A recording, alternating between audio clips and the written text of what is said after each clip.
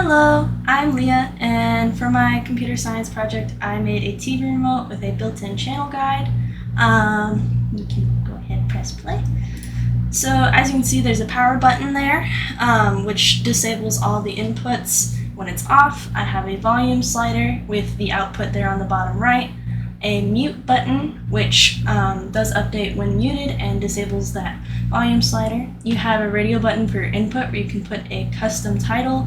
I'm putting in The Simpsons. All you do is press enter afterwards and it shows up there in the title output. Or you can select the cable TV, which you select the channel, and based on that channel guide, it shows you the channel's title and the program title in that output there. Now, as you can see, you can only use the channels when you're on the cable TV, and you can only use that line edit for the custom title when you're in the input. All the others are disabled, and you can only use that volume slider there when not muted. So that's just another little diorama of the channel guide, and when you press that power button again, all the inputs are disabled. So when I was making the project, I took error handling into account just by having input validation. So as you can tell, all of the different inputs aren't really allowed to be selected unless you have a specific selection already made.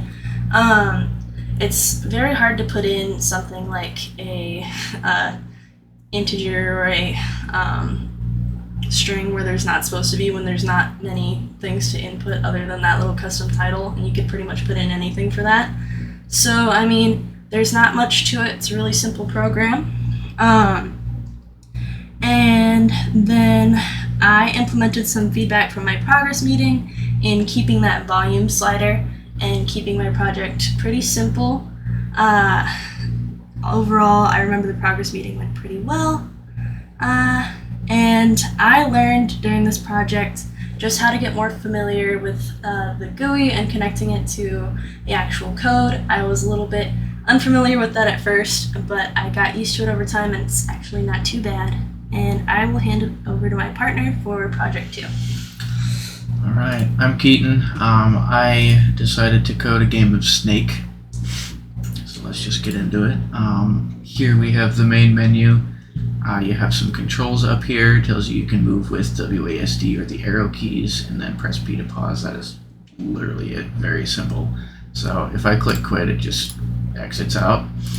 Or I can just go into the game and we get right into it. The object of the game, of course, is to move this little snake around and collect these orbs. And the more orbs you collect, the longer the snake gets. I already played a little bit. I have a best score of 7. I know, super best ever. But I'll get up to maybe 8 or 9 hopefully, so we can see the best score update itself. It won't in real time, but once there's an 8, so once I maybe fail, here I'll hit the wall. There. Best is now 9, and then it automatically restarts. And then another thing, I have to get longer again. If I maybe do a really fast square here. No, not yet. Basically, if the snake runs into itself, it'll also be a game over. There we go. And then there is a pause menu here, so I can resume where I left off. I can restart a new game and it'll reset up here, or I can exit and it'll just quit the game out. Or I can also hit P to resume without touching anything else. So, handling errors, there really aren't that many input errors to worry about. I mean, you can't hit any other keys except the ones that I have defined in the controls. There was a couple error handlings. I had to throw an exception to right there. Yeah, to read the score in test score text file there, but that's really about it. I haven't run into a value error, so it's a pretty simple program, I think. The progress meeting went well. I think the main takeaways from it was just making it a little more, complex in terms of adding a start menu, adding that game over screen. I wanted to get around to adding difficulties in terms of just like making the snake faster in different settings, but I just ran out of time.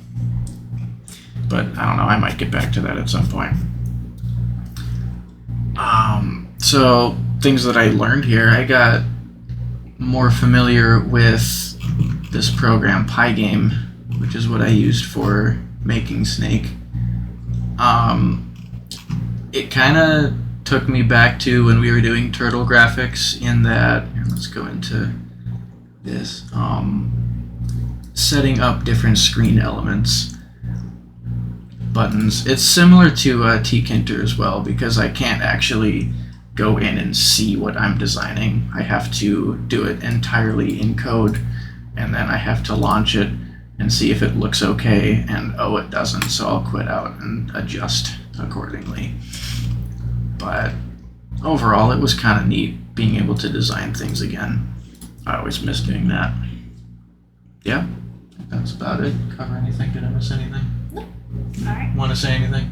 No, that's about all. Okay. Okay, bye.